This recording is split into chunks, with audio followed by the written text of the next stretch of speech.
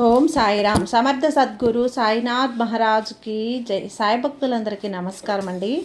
మన బాబాగారి దయ వల్ల మనందరం బాగుండాలి, సంతోషంగా ఉండాలి అని చెప్పి మనస్ఫూర్తిగా కోరుకుంటూ ఈ రోజుటి వీడియో స్టార్ట్ చేస్తున్నాను ఫ్రెండ్స్. ఇక ఈరోజు వీడియోలో మనం చూడబోయేది ఏంటి అంటే, తల్లి, ఒక వ్యక్తి ప్రతిరోజు కూడా రాత్రిపూట పడుకునే ముందు నీ వాట్సాప్ డీపీని ఓపెన్ చేసి నీ ఫోటోని పదే పదే రోజు చూస్తూ ఉన్నాడు. ఈరోజు రేపు మెసేజ్ కూడా రావచ్చు తల్లి. ఇంతకీ ఆ వ్యక్తి ఎవరు? ఎందుకు నీ వాట్సాప్ డీపీ చూస్తున్నాడు? ఎందుకు నీతో మాట్లాడాలని చెప్పి ప్రయత్నిస్తున్నాడు? ఎందుకు మెసేజ్ చేయాలి అని ప్రయత్నిస్తున్నారు? ఇతను కొత్త లేకపోతే పాత వ్యక్తి? ఇదివరకే ఈ వ్యక్తితో నీకు పరిచయం ఉందా? నీ జీవితంలో నుంచి వెళ్ళిపోయిన వ్యక్తి కొత్తగా రావాలనుకుంటున్నారా? అసలు విషయం ఏంటమ్మా? ఏ ఉద్దేశంతో రావాలి అనుకుంటున్నారు? ఖచ్చితంగా తెలుసుకొని తీరాల్సిందే బిడ్డ. ఈ రోజుటి ఈ సందేశాన్ని ఎట్టి పరిస్థితుల్లో కూడా వదులుకోవద్దు. ఆ వ్యక్తి ఎవరో తెలుసుకో, ఆ వ్యక్తి మనసులో ఉన్న ఉద్దేశం ఏంటో తెలుసుకో అంటూ బాబాగారు మన కోసం తీసుకొచ్చినటువంటి ఈ సందేశాన్ని వినే ముందుగా మన ఛానల్ని ఫస్ట్ టైం చూస్తున్నట్లయితే ప్లీజ్ సబ్స్క్రైబ్ చేసుకోండి ఫ్రెండ్స్. వీడియో నచ్చితే కనుక లైక్ చేసి సపోర్ట్ చేయండి. ఇక వీడియోలోకి వెళ్ళబోయే ముందుగా ఒక్కసారి, ఎక్కడెక్కడో మీరు జ్యోతిష్యం చెప్పించుకొని తృప్తి చెందకుండా, మనశ్శాంతి అనేది లేకుండా, మీ సమస్య అనేది ప్రాబ్లంకి ఆ సొల్యూషన్ అనేది దొరక్క మీరు అసంతృప్తిగా బాధపడుతూ ఉన్నట్లయితే ఒక్కసారి మనకు బాగా తెలిసినటువంటి గురువుగారు శ్రీ షిరిడి సాయిబాబా ఆశీస్సులతో జ్యోతిష్యం చెప్తున్నారు గురూజీ సుబ్రహ్మణ్యం రాజు గారు. Contact number 9908224144. ఈ గురువుగారు నెంబర్ 1 వశీకరణ స్పెషలిస్ట్. మీ యొక్క ప్రతి సమస్యకి కూడా పరిష్కారం అనేది చూపిస్తారు. అన్ని విషయాలను కూడా ఫోన్లో స్వయంగా గురువుగారే మాట్లాడతారు. ప్రేమ, పెళ్లి, భార్యాభర్తల మధ్య సమస్యలు, స్త్రీ మరియు పురుషుల వశీకరణం చేయబడును. చెడు గృహ ప్రయోగాలకు నివారణ చేయబడును. మీ యొక్క ఎటువంటి సమస్యనైనా సరే ఫోన్లోనే 24 గంటల్లో పరిష్కారం అనేది చూపిస్తారు. కాబట్టి నమ్మకంతో గురువుగారిని కాంటాక్ట్ అవ్వండి. మీరు ఎక్కడెక్కడో జ్యోతిష్యం చెప్పించుకొని అసంతృప్తి చెంది ఉంటే ఈ గురువుగారి దగ్గర ఒక్కసారి ఫోన్ చేసి మీ సమస్యకు పరిష్కారం అనేది తెలుసుకున్న తర్వాత మీ మనస్సు ప్రశాంతంగా ఉంటుంది. కాబట్టి నమ్మకంతో కాల్ చేయండి గురువుగారికి. సుబ్రహ్మణ్యం రాజు గారు, నెంబర్ 1 వశీకరణ స్పెషలిస్ట్. Contact number 9908224144. ఇక వీడియోలోకి వచ్చేస్తే తల్లి, ఇప్పుడు ఆలోచనలో అనేది పడ్డావు కదా, ఇంతకీ ఎవరు ఆ వ్యక్తి, అసలు ఏం జరగబోతుంది అని. ఎందుకంటే నీ జీవితంలో గడిచినటువంటి కొన్ని సంవత్సరాలుగా నువ్వు అనుభవిస్తున్నటువంటి ఈ నీ నిశ్శబ్ద నరకానికి సంబంధించింది. రాత్రిలో ఒంటరిగా దిండులో ముఖం పెట్టుకొని మరీ నువ్వు ఏడుస్తూ ఉన్నది. బాబా, నాకే ఎందుకు ఇలా జరుగుతుంది, నేనే ఎందుకు ఇలా బాధపడుతున్నాను అని కన్నీళ్లు పెట్టుకుంటున్నావు. నీ కన్నీళ్లకు సంబంధించిన విషయం గురించి నిన్ను హెచ్చరించాలనే వచ్చాను. కర్మఫలం ముగిసింది. నిన్ను మోసం చేసిన వాళ్ళు, నిన్ను చీకొట్టిన వాళ్ళు నీ పిలుపు కోసం, నీ మాట కోసం, నీ పలకరింపు కోసం 1000 కళ్ళతో ఎదురు చూస్తూ ఉన్నారు. ఎందుకంటే సాయి అలాంటి ఒక ప్లాన్ చేశాడు కాబట్టి. ఎందుకో తెలుసా, నిన్నటిదాకా నిన్ను వాడుకొని వెన్నుపోటు పొడిచి నీ అవసరం తీరిపోయాక చెత్తబుట్టలో పడేసిన వాళ్ళు ఇప్పుడు నీ కోసం, నీ దయ కోసం, నీ ఒక్క చూపు కోసం పడిగాపులు కాసే సమయం ఆసన్నమైంది బిడ్డ. కానీ ఆగు, కాసేపు ఆగు. ఇక్కడ సాయి లెక్కలో ఎప్పుడూ కూడా తప్పో తల్లి. ఆ మాట నువ్వు గట్టిగా నమ్మితేనే అది జరుగుతుంది. ఈ రహస్యాన్ని నీ ముందుకు తీసుకువస్తున్నాను, నువ్వు నమ్మాలి. ఈ వీడియో, నీ సందేశం నీ దాకా వచ్చింది అంటే గనక ఇది ఒక అదృశ్యకం అని మాత్రం అనుకోకు. ఇది దైవ నిర్ణయం, సాయి సంకల్పం. ఈ అద్భుతమైనటువంటి కర్మఫలాన్ని నువ్వు స్వీకరించడానికి సిద్ధంగా ఉన్నావా? ఉంటే ఒక్కసారి అవును బాబా అని చెప్పు. ఓం సాయిరామ్ అంటూ ఇక్కడ కామెంట్ చేయి. రాయి తల్లి. నువ్వు అలా రాయగానే ఇక్కడ ఉన్నటువంటి నువ్వు సంతకం చేసినట్లు అవుతుంది. నువ్వు హాజరయ్యావని నాకు అర్థమవుతుంది. జీవితంలోకి రాబోతున్న ఆ అన్యాయాన్ని నువ్వు స్వీకరించాలి. ఆ మాట చెప్పు బాబా. అవును బిడ్డ, నీ జీవితంలో రాబోతున్న ఆ అన్యాయాన్ని నేను స్వీకరిస్తున్నాను అని. ఎందుకంటే రాబోయే రోజుల్లో నిన్ను కాపాడే ఒక రక్షణ కవచం లాంటిది అవుతుంది. ఒక్క సందేశం ఎన్నో రహస్యాలను నీకు చెప్పబోతున్నాను, ఎన్నో వివరాలను నీకు వివరించి చెబుతున్నాను. కాలచక్రం తిరుగుతోంది, కర్మచక్రం మొదలైపోయింది. పశ్చాత్తాపానికి సిద్ధంగా ఉన్నారు. నువ్వు జాగ్రత్త. ఇలా రాసే ప్రతి అక్షరం కూడా నీ జీవితంలో ఒక పెద్ద అద్భుతాన్ని చేసి చూపిస్తుంది. ఎప్పుడూ కూడా నువ్వు రాయాల్సింది సాయిరామ్ అనే పిలుపు నీ గుండెల మీద సంతకం చేసినట్లు అవుతుంది. అనుక్షణం కూడా నువ్వు తెలివిగా ఉండాలమ్మా తల్లి. ఏమాత్రం నిర్లక్ష్యం చేయకు. నువ్వు ఒక రాజులా, రాణిలా పోరాడే నువ్వు ఒక యోధురాలివి. కానీ సాయి నీకు ఎంత ధైర్యాన్ని ఇచ్చాడో అంతకంటే రెట్టింపు స్వచ్ఛమైన మనసుని ఇచ్చాడు. అదే నీ పాలిట శాపంగా మారింది. నీ గురించి తెలుసు. నువ్వు మనసు పెట్టి ప్రేమిస్తే అది స్నేహమైన ఒక ప్రేమ కథ, అవునా? బంధువులైనా సరే ప్రాణం ఇచ్చేస్తావు. లెక్కలు చూసుకోవు. నీ జేబులో 100 రూపాయలు ఉంటే ఎదుటి వారికి అవసరమని తెలిస్తే ఆ 100 రూపాయలు వాడి చేతిలో పెట్టేసి నువ్వు ఆకలితో పస్తులు పడుకుంటావు. అది ఎన్నోసార్లు నేను చూశాను. అవునా కాదా? తల్లి, నీ మనస్సాక్షిని అడుగు. అవును అయితే నిజమే బాబా, నిజమే, నువ్వు చెప్పింది నిజమే అంటూ ఇక్కడ రాసి చూపించు తల్లి. కానీ నీకు తీరిక తిరిగి వస్తుంది. నువ్వు ఎవరైతే 100% ఇచ్చావో వారు నీకు కనీసం తిరిగి 50% అయినా ఇవ్వలేదు. పైగా నువ్వు నాకు ఏం చేశావని నీ ముఖం మీదే వాళ్ళు నిన్ను అడిగినప్పుడు, నువ్వు విన్నప్పుడు నీ గుండెల్లో నుంచి ఒక నెత్తురు చుక్క అనేది రాలినంత బాధ నీకు కలుగుతుంది. ఆ నెత్తురు చుక్క లాంటి బాధ నేను చూశాను. నువ్వు ఎప్పుడు ఎదుటివారిని అవమానించవు. ఎవరైనా కష్టాల్లో ఉంటే నీ దగ్గరకు వచ్చి 2 కన్నీటి బొట్లు రాలిస్తే ఇట్టే కరిగిపోతావు. నీది పైకి అగ్నితత్వం లాంటి భీకరమైనటువంటి ఒక మనిషిలా కనిపించిన లోపల మాత్రం నిన్ను చూడు, అది వెన్న. అది ఎవరు తాకినా కరిగిపోతుంది. అలాంటి వెన్నలాంటి మృదువైన మనసు. అయితే ఈ లోకంలో ఉన్న అస్వార్థపరులు, మోసగాళ్ళు నీలోని మంచితనాన్ని అనుకుంటున్నారు తల్లి. కానీ నిన్ను ఒక టిష్యూ పేపర్లా వాడుకుంటున్నారు. డబ్బులు అవసరమైతే నీ దగ్గరకు వచ్చారు, పనులు కావాలంటే నీ దగ్గరకు వచ్చారు, నీతో మాట్లాడాలి అని చెప్పి నీకు అవసరం వచ్చినప్పుడల్లా, నువ్వు ఒంటరిగా ఏడ్చినప్పుడల్లా నీతో మాట్లాడారు. నీ పక్కన ఎవ్వరూ లేరు. ఆ మోసం చేసిన వాళ్ళు నీ గుండెను పగలగొట్టి నువ్వు నవ్వుకుంటూ వెళ్ళిపోయావు. వాళ్ళు సంతోషంగా ఉన్నారే, వెళ్ళిపోయారు. ఎన్నిసార్లు కుమిలిపోయావు తల్లి, అవునా కాదా? నీకు ఎలా ఎందుకు జరుగుతుందో తెలుసా? ఆలోచించావా? సాయి నిన్ను పరీక్షిస్తున్నాడు. నువ్వు ఎవరి మీద అయితే ఆధారపడ్డావో వాళ్ళ నిజస్వరూపాలు నీకు చూపించడానికి సాయి ఆడినటువంటి నాటకం అది. నువ్వు పడ్డ ప్రతి ఆవేదన, నువ్వు చెందినటువంటి ప్రతి కన్నీటి బొట్టు, నువ్వు గడిపిన ప్రతి నిద్ర లేని రాత్రి సాయి లెక్కలో చేరిపోయాయి తల్లి. సాయికి ఆలస్యం చేయటం తెలుసు, కానీ అన్యాయం చేయటం తెలియదమ్మా. నువ్వు ఈ సాయి లెక్క తేల్చే సమయం వచ్చేసింది. ఇప్పుడు నీ లెక్కలు తేల్చే సమయం సాయికి వచ్చేసింది. పూర్తిగా మారుతుంది నీ విధిరాత, నీ కర్మసాక్షి అన్నీ ఈ రాత్రి నిలబడబోతున్నాయి. ఒక అద్భుతమైనటువంటి న్యాయాన్ని తెలుసుకోబోతున్నావు. వాళ్ళ వల్ల నీకు గతంలో జరిగిన మోసాలన్నీ ఇప్పుడు నీ శత్రువుల మెడకి ఉచ్చులా చుట్టుకొని నీ గురుబలం నీ వైపుకు తిరగబోతుంది. దీని అర్థమేంటో తెలుసా? కర్మఫలం మొదలైపోయింది. కర్మ అంటే ఏంటో తెలుసా బిడ్డ?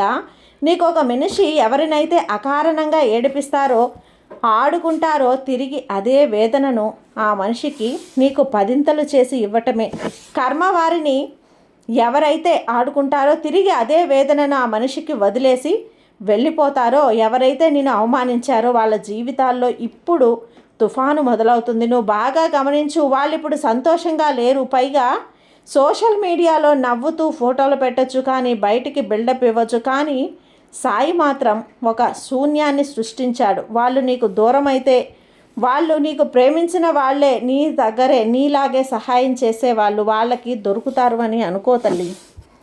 అనుకొని ప్రేమించే వాళ్ళు నీలాగే సహాయం చేసేవాళ్ళు వాళ్ళకి భ్రమపడ్డారు. కానీ ఈ లోకం చాలా స్వార్థపూరితమైనది. వాళ్ళకి నిరంతరం వాళ్ళకి ఇప్పుడు అర్థమవుతుంది. నిన్ను మోసం చేసి వెళ్ళిన వాళ్ళు వాళ్ళ దగ్గర మోసం చేస్తున్నారు అని. సాయి దాన్ని నిర్దాక్షిణ్యంగా లాగేశాడు. ఇప్పుడు వాళ్ళకి నీ విలువ అర్థమవుతుంది. అరే వాడు లేదా ఆమె ఎంత మంచివాళ్ళు, వాళ్ళ దగ్గర నేను రాజులా రాణిలా ఉండేవాడిని, ఎలాంటి స్వార్థం లేకుండా నన్ను ప్రేమించారే. నేను పెద్ద తప్పు చేశాను అని వాళ్ళ మనస్సాక్షికి వాళ్లకు లోపల నుంచి దహించి వేస్తుంది, కుళ్ళబొడుస్తుంది. వాళ్ళు వీడికి తట్టుకోలేక ఆ వేడికి నిజమే కదా నేను ఎంత తప్పు చేశానంటూ కన్నీళ్లతో కుమిలిపోతున్నారు. ప్రతిరోజు కూడా నీ గురించి ఆలోచిస్తున్నారు, కన్నీళ్లు పెట్టుకుంటున్నారు. మనస్సాక్షి ఒకటి ఉంటుంది కదా, అది హెచ్చరిస్తుంది. ఇది అక్షర సత్యం తల్లి. నీ కోసం ఎదురు చూస్తున్నారు, నీ కరుణ కోసం ఇప్పుడు వాళ్ళు తహతహలాడుతున్నారు. ఇప్పుడు వారి ఘట్టం ఇక్కడే మొదలవుతుంది. వాళ్ళు నేరుగా వచ్చి నీ కాళ్ళు పట్టుకోరు. వాళ్ళకి అహంకారం ఎక్కువ, కానీ నీ చుట్టూ తిరగడం మొదలు పెడతారు. దీన్ని నువ్వు చాలా గమనించాలి. ఇలాంటి రహస్యాలు నీకు ఎవ్వరూ చెప్పరు, ఎక్కడా కనిపించవు కూడా. అయితే ఎక్కడో నువ్వు పెట్టిన పాత పోస్టులకి లైక్ కొడతారు. నీకు తెలిసినటువంటి కామన్ వ్యక్తి ద్వారా మాట్లాడతారు. వాడు చాలా మంచోడునా, నేనే తప్పు చేశాను అని నీ మీద ఒక మంచి అభిప్రాయం ఉన్నట్లు సృష్టిస్తాడు. పండగలకో పుట్టినరోజులకో సడన్గా హ్యాపీ బర్త్డే అనో లేకపోతే హాయ్ అనో పండగ శుభాకాంక్షలనో ఒక చిన్న లైక్ అనేది చేస్తారు, మెసేజ్ ఇచ్చేశారు. దీని వెనుక ఉన్న అర్థం ఏంటో తెలుసా? వాళ్ళు మునిగిపోతూ కూడా ప్రాణవాయువు కోసం కొట్టుకుంటున్న వ్యక్తుల లాంటి వాళ్ళు. వాళ్ళ పాలిట ఆక్సిజన్ సిలిండర్ లాంటి వ్యక్తివి కావాలి. వాళ్ళ జీవితంలో ఇప్పుడు అన్ని కష్టాలే, వాళ్ళకి ప్రశాంతత లేదు. ప్రశాంతత నీ దగ్గర మాత్రమే ఉందని వాళ్ళకి తెలుసు. అందుకే మళ్ళీ నీ జీవితంలో ఎంటర్ అవ్వడానికి ఒక చిన్న తలుపు నందు వెతుక్కుంటున్నారు. వాళ్ళు నీ మీద ప్రేమతో రావటం లేదు, వాళ్ళ స్వార్థం కోసం, కష్టాలు తీర్చుకోవడం కోసం, వాళ్ళ గిల్టీ ఫీలింగ్ తగ్గించుకోవడం కోసం మళ్ళీ కూడా వాళ్ళు ఇక్కడే గాయాలను రేపటానికి వస్తున్నారు. ఇక్కడే నువ్వు అత్యంత అప్రమత్తంగా ఉండాలమ్మా, నీకు న్యాయం చేస్తున్నారు సరే, కానీ నువ్వు ఏం చెయ్యాలి, ఎలా వ్యవహరించాలో తెలుసా?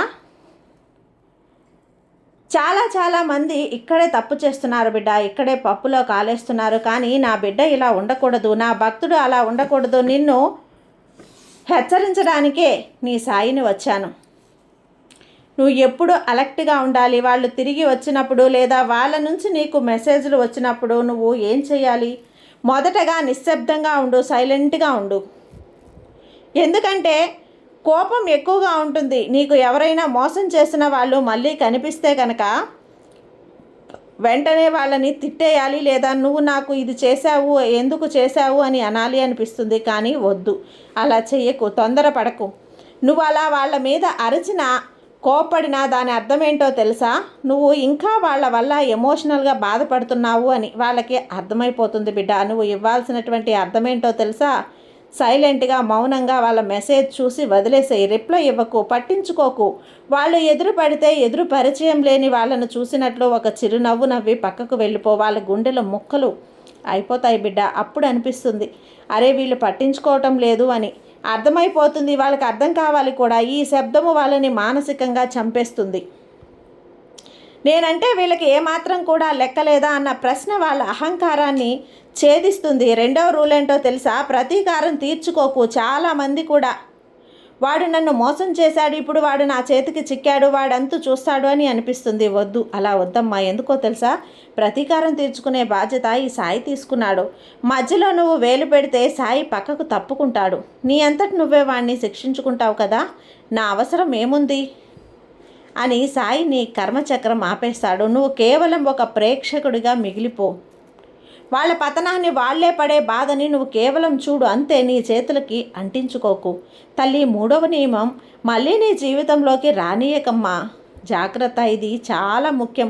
వాళ్ళు కన్నీళ్ళు పెట్టుకుంటున్నారు, నువ్వు మాయమాటలు చెప్పారనో కరిగిపోయి పిలుచుకున్నావో, ఎందుకంటే నీకు అసలే క్షమాగుణం చాలా ఎక్కువ. వాళ్ళు ఏడ్చుకుంటూ వచ్చే ఈ 2 మాటలు చెప్పగానే సరేలే పాపం అని క్షమించేశావు. క్షమించడం తల్లి, నీ మనసు ప్రశాంతత కోసం మనసులోనే వాళ్ళను క్షమించు. నీ జీవితం మాత్రం వాళ్ళకు ప్రవేశం ఇవ్వకు. ఒకసారి పగిలిన అద్దం మళ్ళీ అతికిస్తే ముఖం స్పష్టంగా కనిపిస్తుందా? ఆలోచించు.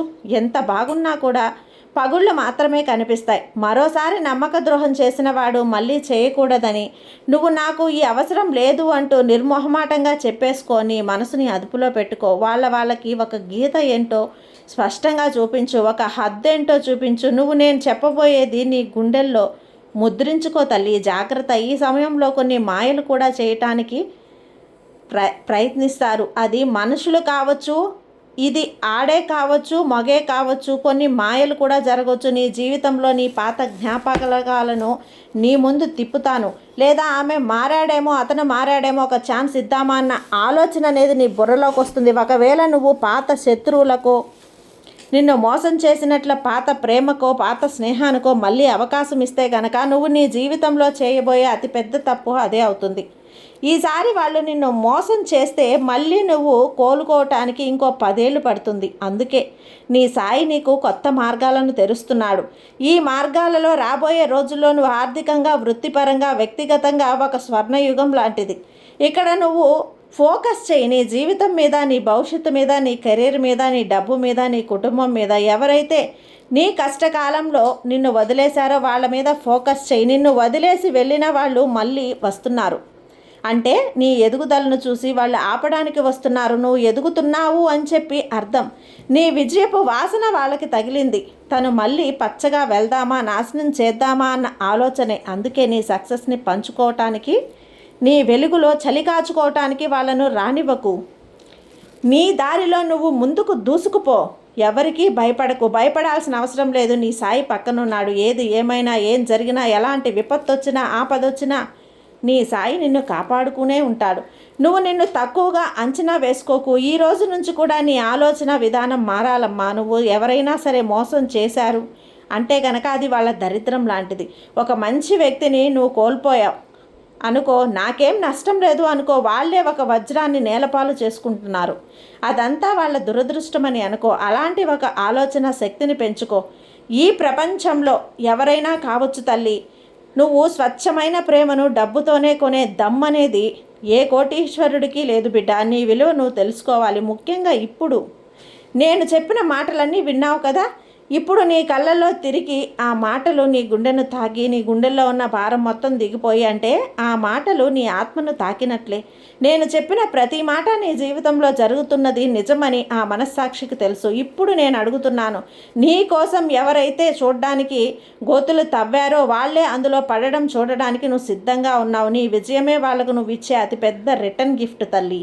లే, కన్నీళ్లు తుడుచుకో, గతాన్ని వదిలే, రేపటి ఉజ్వల భవిష్యత్తును ఏదైతే ఉందో దాంట్లో నువ్వు అడుగు వేసి, ఒంటరి దానివైతే కాదు, నేనున్నా, అన్నింటికీ మించి నేనున్నాను. ఒక్క విషయం నా మాటగా విను. నువ్వు ఇది చూశాక నీలో ఒక కొత్త శక్తి వచ్చింది కదా, కొత్త ఎనర్జీ లాంటిది నీలో ప్రవేశించింది కదా, నీ మనసులో మెదడులో ఉన్న భయం, ఆందోళన అన్నీ తగ్గిపోయాయి కదా, ఒక ధైర్యం వచ్చింది కదా, నా బాబా నాకు తోడు ఉన్నాడు, నాకేమీ జరగదు అన్న ఒక భరోసా వచ్చింది కదా.